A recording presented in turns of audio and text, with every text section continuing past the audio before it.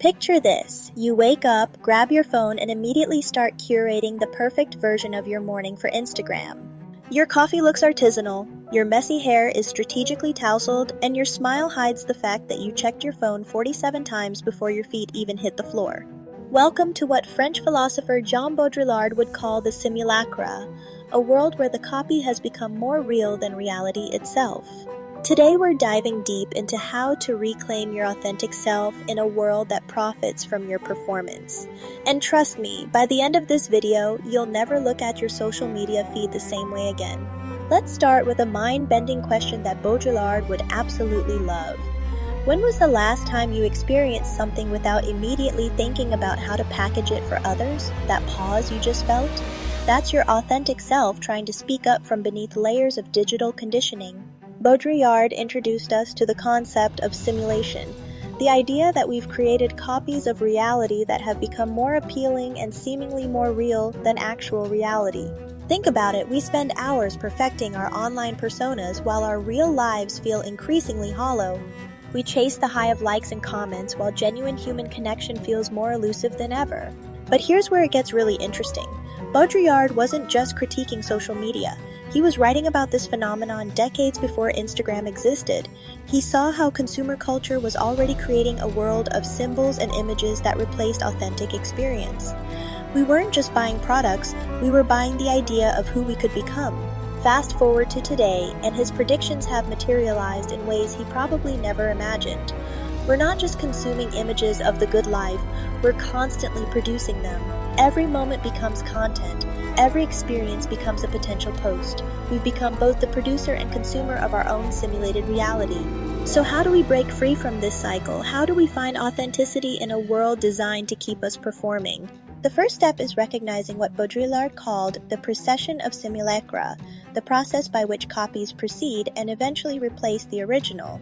In practical terms, this means questioning everything you think you know about yourself. Are your goals actually your goals, or are they borrowed from someone else's highlight reel? Are your interests genuine, or are they curated for maximum social approval? I want you to try something right now. Think about the last thing you were genuinely excited about. Something that made you lose track of time, something you did purely for the joy of doing it. Not because it would look good on your resume, not because it would make a great story, but because it lit something up inside you. That feeling? That's your authentic self speaking. But here's the challenge.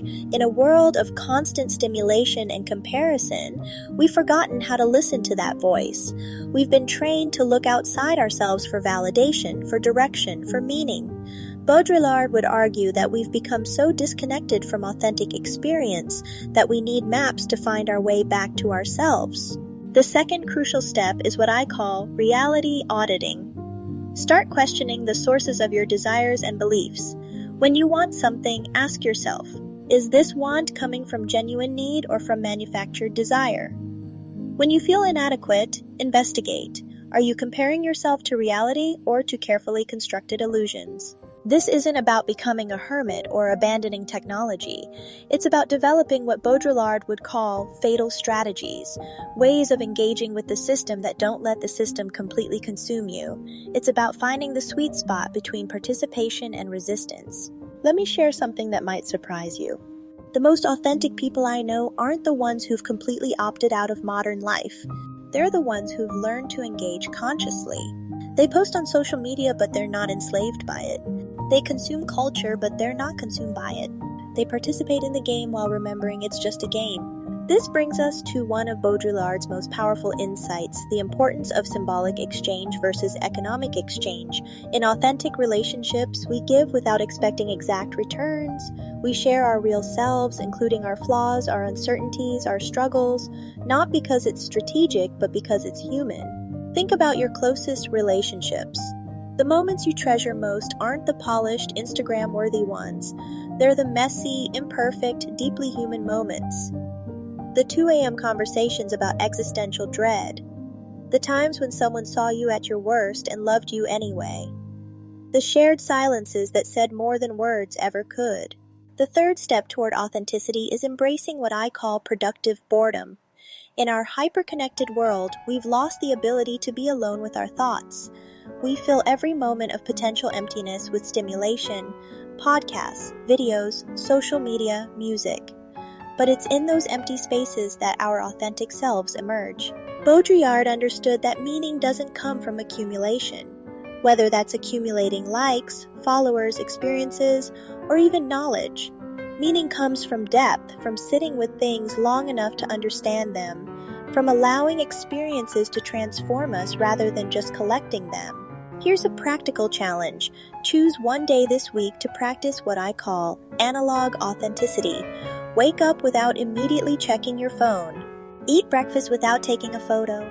Take a walk without listening to anything. Notice what comes up when you remove the constant stream of external input. The discomfort you feel? That's normal.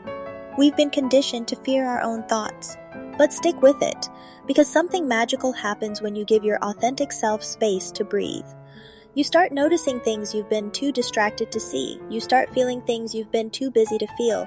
You start remembering who you were before the world told you who you should be. The fourth step is redefining success on your own terms. Baudrillard would argue that most of our definitions of success are borrowed from a system that doesn't have our best interests at heart.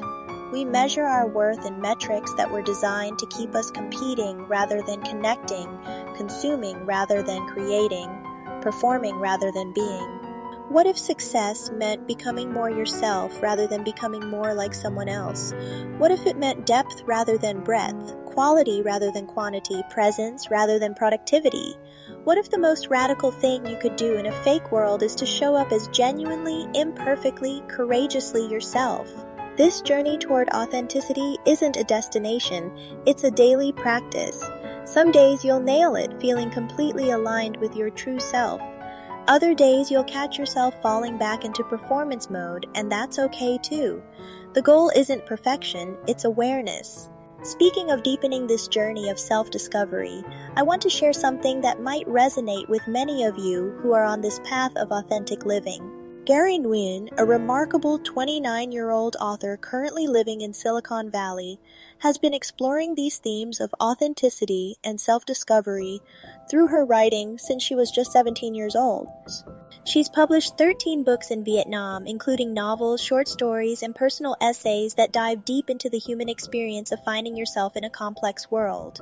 What I love about Gary's work is how she captures the universal struggle of maintaining authenticity while navigating modern life. Her books like Just Hear Me Out and A Luxury Item Called Me, both available on Amazon, offer the kind of relatable wisdom and honest reflection that can serve as companions on your own journey toward authentic living. They're not self-help books promising quick fixes, but rather honest explorations of what it means to be human in all its messy, beautiful complexity. If today's discussion about Baudrillard and authenticity has stirred something in you, Gary's works might be exactly what you need to continue this exploration in your own time and space. Remember, in a world that profits from your insecurity, your authenticity is an act of rebellion. In a culture that feeds on your distraction, your presence is revolutionary. And in a system designed to keep you performing, choosing to simply be yourself is the most radical thing you can do. The fake world isn't going anywhere, but neither is your capacity for authenticity. The question isn't whether you can be real in a fake world, it's whether you're brave enough to try. And something tells me if you've made it this far in this video, you already are. What's one small way you can choose authenticity over performance today? Let me know in the comments, and let's start a real conversation about being real.